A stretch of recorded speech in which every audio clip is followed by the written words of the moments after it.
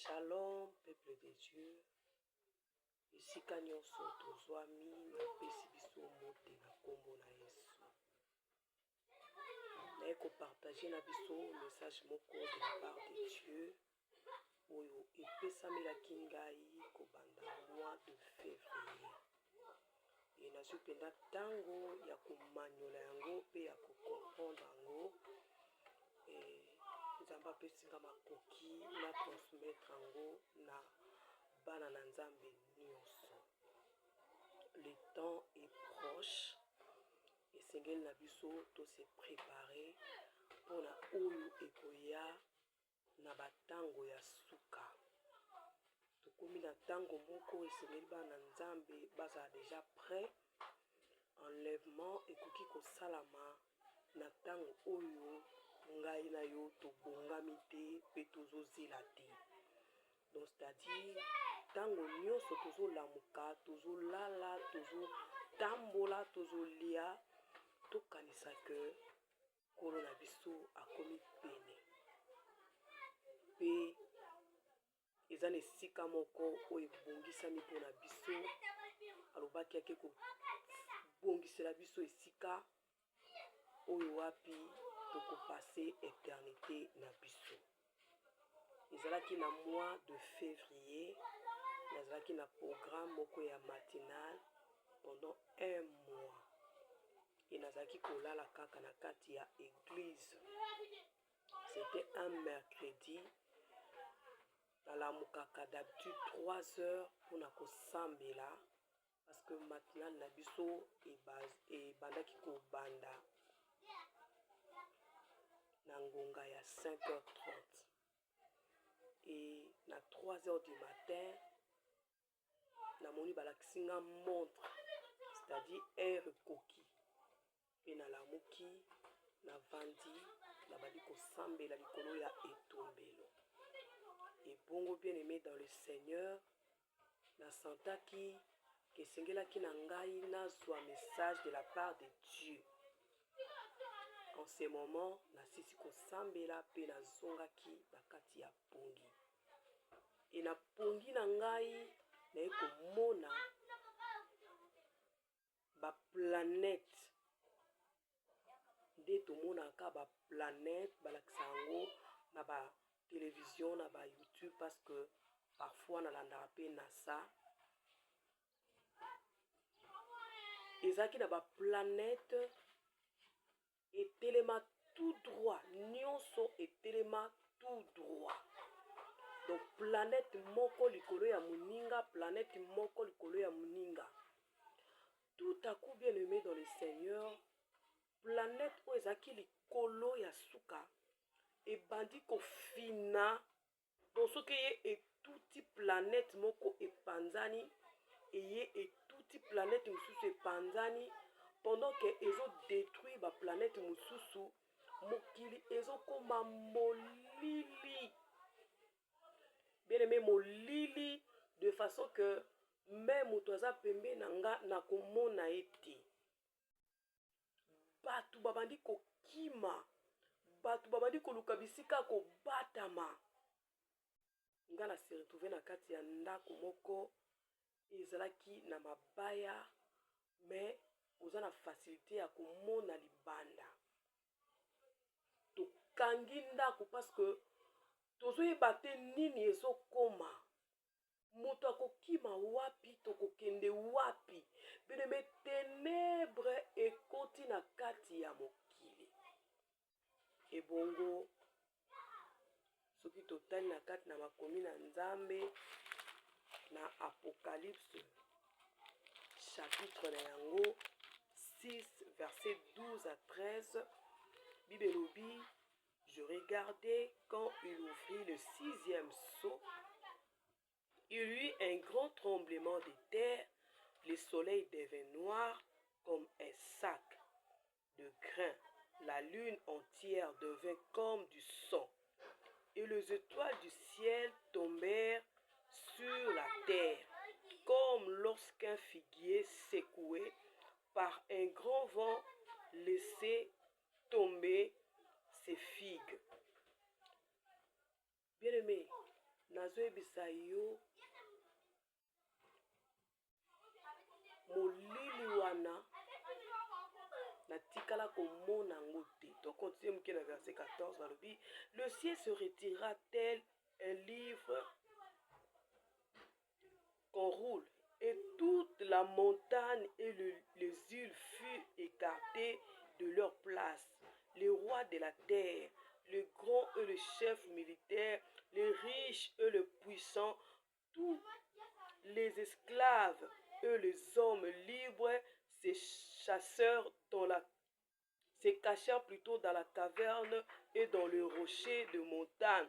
Et ils disaient aux montagnes et aux rochers, tombez sur nous et cache-nous loin de la face de celui qui est assis sur le trône et la colère de l'agneau, car le grand jour de leur colère est venu et qui pourrait subsister.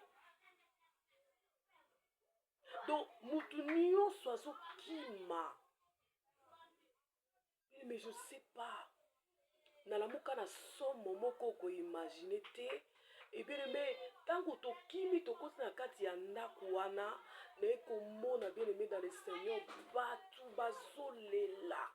Bon batikala ki libanda bazolela, je ne sais pas qu'est-ce qui s'est passé. Nabadi ko bondela e bana bazali banda. Donc je me suis retrouvée moi-même à la maison. Na batu mususu bazalaki wana, mais na famille nanga j'étais la seule personne. Bien aimé, pasi batu bazolela ba cri de douleur. Directement nazo bode nazo banzambe o ezani ni lakisanga qu'est-ce que se passe. Miss nanga efongwa mindeko na ekomona banyama moko baza na forme ya batu me baza banyama. Aza na makolo mibale azo telema, baza na bakeu na sima na bango, baza na munoko ya ngando, manzaka na bango eza milai. Donc c'est-à-dire soki azwi yo apasoli yo. Donc ce sont des monstres. Donc, je ne sais pas comment expliquer la forme ya banyama wana, non natikala komona bango te bazo dévorer bato, bazo détruire bato et mokili ezalaki na kati ya molili. En Apocalypse batalisi biso na 6e saut pendant que ba sonné, ba brisé 6e saut et tout le monde a ba événement o ezali kolanda, même mabele se retirer. Ce qui m'appelait qu'on se retirer, biso batoza na terre toke wapi. Ce qui moi to sanza eza sous esika nango te bien aimé, tokomona nini, c'est-à-dire il y aura de ténèbres sur la terre. Et la fois passée, pendant que je préparais quelque chose, je regardais dehors, c'était vers 6 heures. Toujours que de 7 heures. Moi ezobima na makila. Moi ezobima na makila. Moi je me suis dit comment soleil ekoki se lever na somboye. Ezateli solo na okipa batu, moi-même je le vis. Bien aimé dans le Seigneur, de l'autre côté, même le soleil, même la lune. De konangai tango ebelemi. Oye koyana sima ngai na yo toyebi te. Mais dans Matthieu chapitre 24, verset nango 2, Bible lobi na biso, voyez-vous tout cela?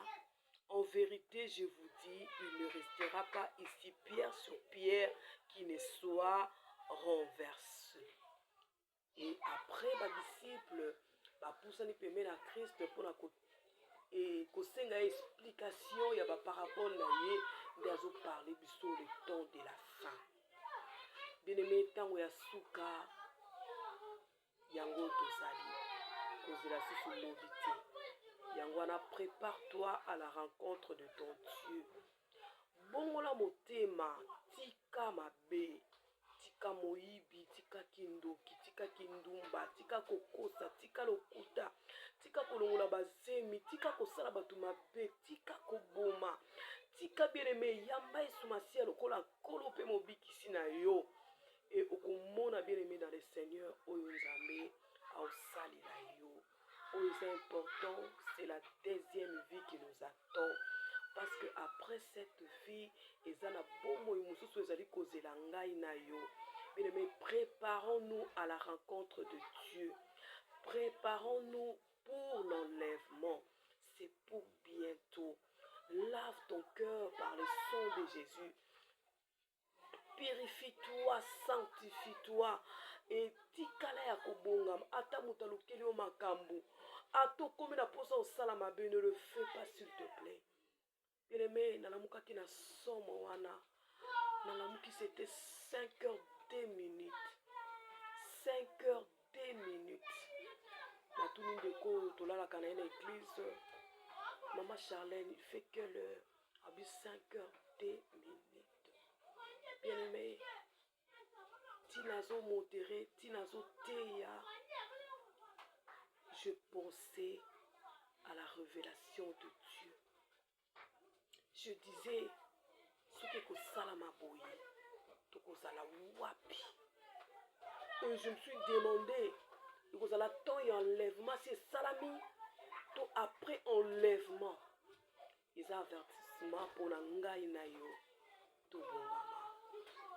To bongama, mokilo tozomona ekotikalata eloko te. Immeuble ekozala te. Bamituka cher ekozala te. Bavio ekozala lisusu te. Il ne restera rien. Eloko te. Libanga likolo ya libanga te. Tout sera détruit. Tout sera détruit. Et pour terminer, les disciples bazotu na Christ na Matthieu 24. Eloko nini ekozala keto ba keto komi na tango ya suka. Azoyebisa bango ba événement tozomona. Lelo ba guerre partout.